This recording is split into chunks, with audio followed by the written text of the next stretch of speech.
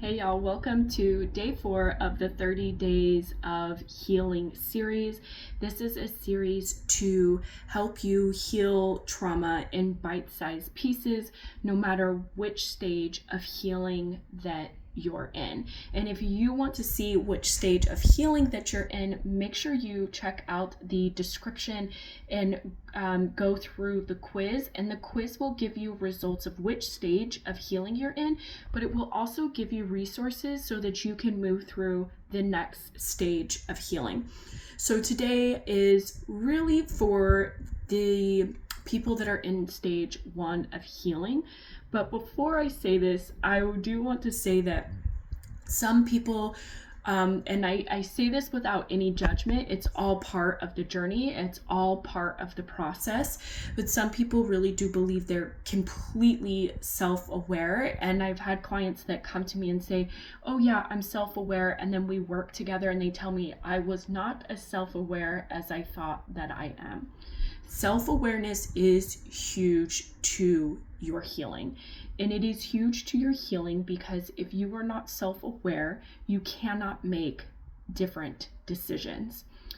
And there's so much out there, especially in the online space with the spiritual community and the self-help community about, it's just a choice.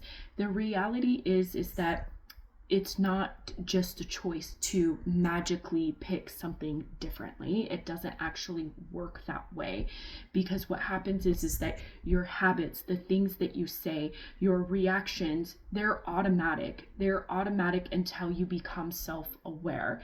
And then you can take a pause and realize, okay, this is what's going on. I need to decide differently. Okay, and self-awareness is the key to that. So yes, things can just happen with just a decision, absolutely, but the reality is that you can't make different decisions if you're not self-aware of how these certain things are impacting you and making you feel, and whether or not it's actually serving you. So if you're not self-aware, you cannot make different decisions.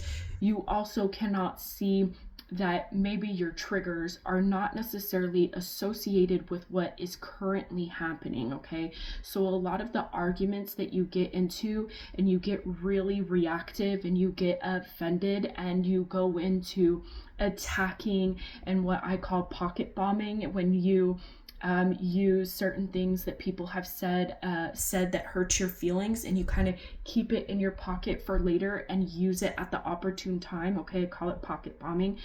You learn that those have to do with triggers from your childhood and not necessarily in the moment. And so you don't know those things until you become very self-aware. Again, self-awareness is going to be the key to making different decisions. If you are not self-aware, no amount of decision making is going to change anything, because it's going to be automatic for you. It's going to be a habit for you. And so what self-awareness does is that it takes you out of tunnel vision and brings you up into this bird's eye view. I don't know if you can see my hand, but it brings you up into a bird's eye point of view so that you can see this side, you can see this side, you can see this side, and you can see this side, and you can be like, okay, yeah, maybe I shouldn't have said that. Maybe that really was a mistake. Maybe that's not really what they meant. Or, you just are able to process things so much quicker.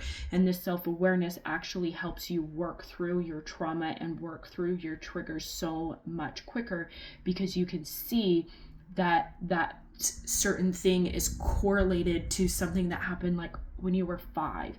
So self-awareness is going to be the key to making any type of shifts, even mindset shifts, okay? If you're not self-aware, none of it actually matters. Just like if you're not self-aware that you're triggered, none of it actually matters. So self-awareness is truly the key. Now, I did talk about resetting and rewiring your nervous system. You do have to feel safe enough to start looking at yourself in the mirror, and that's why resetting and rewiring is talked about first before we go into self-awareness. Now, in my 8-week healing program, we do both of them at the same time, because I have a signature framework that works for my clients, and I know what I'm doing. I'm not going to act like I don't. So that's why everything works so smoothly and perfectly, because we work at it in such a way that you don't even realize that you're creating self-awareness and resetting and rewiring your nervous system. We just, I don't want to say we slide through the program, but as we go through the program, everything is built on a foundation of feeling safe. So it's so much easier to dive into these things first. So how do you become self-aware? Well, yesterday I talked about journaling. Journaling is going to be a huge key to this, because again, it allows you to see your thoughts and realize that maybe some of your thoughts are not actually serving you, and they're not creating an environment of safety, but they're also not helping you grow and learn and let go. And so that really does help you. And so that really will create the self-awareness that you're looking for. But you might be thinking, okay, well, I don't know what to write. I don't know how to create that self-awareness. The community made activation circle, I will leave down in the description.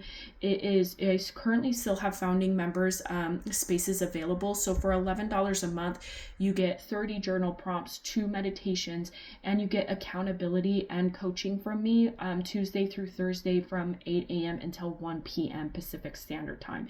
And that will give you accountability, but you won't ever have to worry about what to write to create breakthroughs around self-awareness, because I will deliver them right to you through the Telegram app. So if that sounds like something that you're interested in, check out the description below. But self-awareness will create this different decisions that everybody seems to talk about, that everybody thinks that it should be automatic. It's not automatic unless you're self-aware. You don't realize that you're triggered unless you're self-aware. And so self-aware is going to be the key to making any type of shifts, even mindset shifts, not just with your healing. So as you become more self-aware, it's going to be easier to catch yourself in the moment, so that you're taking a pause and thinking about these things, and then you speak, or then you respond, or not respond, or react, because sometimes that's necessary. So this is what I have for you. I'm super excited about today's topic, but tomorrow we are talking about what the goal of healing actually is. This is going to be targeted more for stage 1 of healing, but it serves anybody no matter where you're at. And if you want to see which stage of healing you're at, make sure that you check out the description below so that you can take that quiz. And oh, just a note, the quiz does help me in both my business and my master's program. The goal for me is to get 50 women to take the quiz for my master's program. So it helps me so much if you would take that quiz. Okay, I'll see you tomorrow.